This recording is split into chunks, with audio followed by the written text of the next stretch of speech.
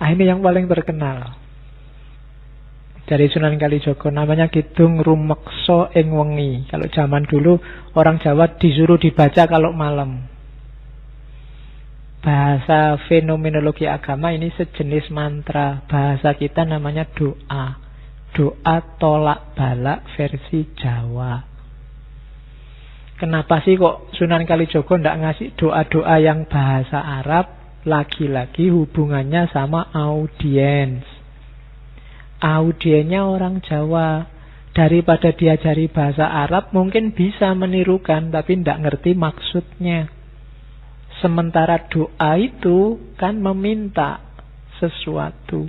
Minta sesuatu ya harusnya kita paham yang diminta apa. Kan sering kita itu apal doa tapi tidak ngerti artinya. Wong doa itu minta, kita tidak jelas minta apa. Kadang-kadang doa kita apalan, sambil berdoa, sambil tangannya wil-wil, sambil apa, sambil tidak jelas. Loh itu Allah yang dimintai lah, ya bingung, kamu itu minta apa?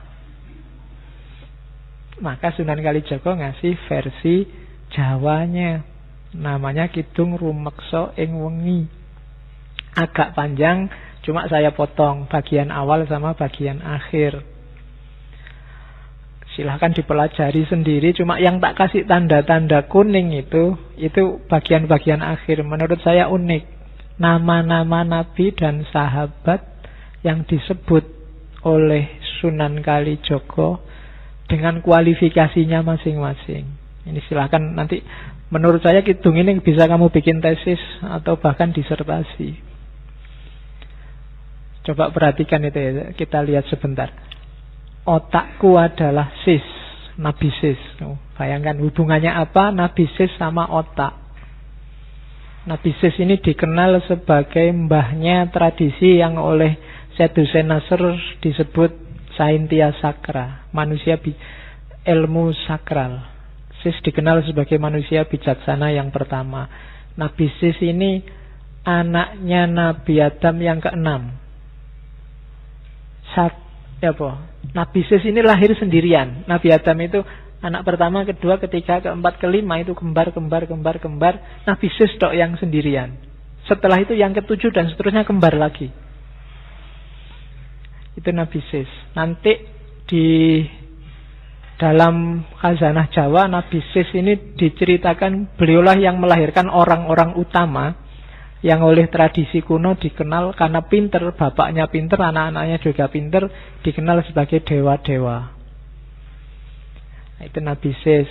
Terus pangucapku ya Musa. Kalau ini masuk akal. Musa kan dikenal sebagai kalimullah, teman ngobrolnya Allah. Maka kata-kataku ini kayak Musa. Nafasku Nabi Isa. Nah, ini masuk akal juga kan, Nabi Isa itu ruhullah. Tidak, Maryam melahirkan Isa tidak pakai suami, jadi langsung ruh Allah ditiupkan. Maka Nabi Isa dikenal sebagai ruhullah. Nabi Yakub pamirsaning wang. Nabi Yakub pendengar, Nabi Daud jadi suara. Kalau Nabi Daud jelas dikenal suaranya indah. Kalau Nabi Yakub itu orang yang pada akhirnya nanti diceritakan buta tapi waskito. Meskipun diceritain oleh anak-anaknya bahwa Nabi Yusuf begini begitu dimakan oleh serigala macam-macam, tapi beliau waskito. Andalannya pendengarannya karena selalu nyambung dengan Allah, selalu mendengarkan. Kalau bahasa Jawanya sasmito gaib. Nabi Ibrahim nyawaku. Ini hubungannya sama Nabi Ibrahim itu nyawanya kayak rangkap, sudah dibakar seperti itu tapi masih bisa hidup lagi. Punya vitalitas hidup yang luar biasa, semangatnya mencari kebenaran luar biasa. Maka Nabi Ibrahim nyawaku. Nabi Sulaiman, bukan, tulisannya memang Sulaiman ya. Ya. Jadi Sulaiman disebutnya Sulaiman. Itu yang bikin Ustadz Fahmi Basa yang dari Jakarta itu menganggap bahwa Sulaiman ini dari asal kata Sulaiman, dan Candi Boko itu istana Ratu Balkis yang singgasananya satu diambil oleh pengawalnya Nabi Musa, dan singgasana itu jatuh sekarang jadi Borobudur. Nabi Musa dikenal sakti, ngomong sama binatang, bisa menaklukkan angin dan macam-macam. Maka Nabi Sulaiman kesekten mami. Nabi Yusuf yang paling cakep. Nabi Yusuf rupeng wang, rupaku Nabi Yusuf. Bacalah mantra ini, siapa tahu kamu jadi ganteng. Ya, lo kan ada khasiatnya sendiri-sendiri itu setiap kalimat itu. Mantra itu kan semacam punya daya sugestif yang bisa mempengaruhi hidup kita. Makanya orang dulu sangat takut dengan ngomong jelek, karena ngomong jelek yang mempengaruhi hidupmu jadi jelek. Idris ing rambutku. Nabi Idris ada di rambut. Rambut itu fungsinya apa? Untuk melindungi kepala, melindungi otak. Juga bikin kamu ganteng. Dan Idris memainkan fungsi itu, karena Idris dikenal sebagai teknisi, ilmuwan pertama. Ilmu yang melindungi hidup kita. Itu Idris. Ali, Abu Bakar, Umar, Utsman. Ali kulitnya, Abu Bakar darahnya, Umar dagingnya, Utsman tulangnya. Teladanilah dari 4 khalifah ini dengan karakternya masing-masing dalam hidupmu. Seraplah etos religius keberagamaan mereka.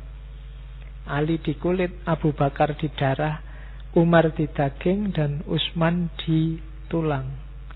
Sumsumnya Fatimah, Siti Aminah, Bayuning Angga. Ini semacam ngomong jasmaniyah sama rohaniyah. Sumsum itu kan semacam pendukung hidup dayanya. Itu mirip kayak Fatimah. Dan jasmaniyah, Ibunda Aminah itu jasmaniyahnya lah yang mendukung rohani. Beliaulah yang jadi pelantaran lahirnya Nabi Muhammad. Maka Ayub jadi ususnya. Nabi Ayub itu ususnya dawa kalau bahasa Jawanya. Tangguh sekali. Dapat cobaan seberat itu masih bisa ngatasi. Maka Ayub ing ususku, Nabi Nuh ing jantungku. Nabi yang 900 tahun lebih dakwah dan tidak putus asa, sampai dikenain bencana banjir luar biasa, punya daya hidup yang luar biasa. Maka Nabi Nuh ada di jantungku. Nabi Yunus adalah ototku. Nabi Yunus punya kekuatan yang dahsyat untuk bertahan di dalam perutnya ikan. Itu maka Nabi Yunus dianggap manifestasi kekuatan jasmaniah ototnya. Terus mataku Muhammad Nabi, yang ngerti mana benar mana salah. Itu pedoman kita hanya Nabi Muhammad. Tamuluku Rasul. Ini agak dibedakan ya, Muhammad sama Rasul. Muhammad sebagai manusia dan Muhammad sebagai Rasul. Kalau sebagai Rasul, levelnya lebih tinggi dari manusia. Mereka yang bisa komunikasi langsung dengan Allah. Makanya Muhammad Rasulku, dan semuanya itu di bawah naungan Adam dan Hawa. Sumbernya manusia semua dari sana. Dan kalimat terakhirnya, sampun pepak sak katai para nabi dadiya sarira tunggal. Hidup kita, seraplah semua energi, semua kekuatan dari para nabi, para sahabat tadi, sehingga utuh dadiya sarira tunggal. Teladani mereka semua secara fisik, dan semangat energinya masukkan ke rohanimu. Untuk Moses, kata-katamu Musa, rohmu Isa, pendengaranmu Yakub, suaramu Daud, nyawamu Ibrahim, dan seterusnya. Itu kalimat-kalimat dari Kidung Rumeksa ing Wumi.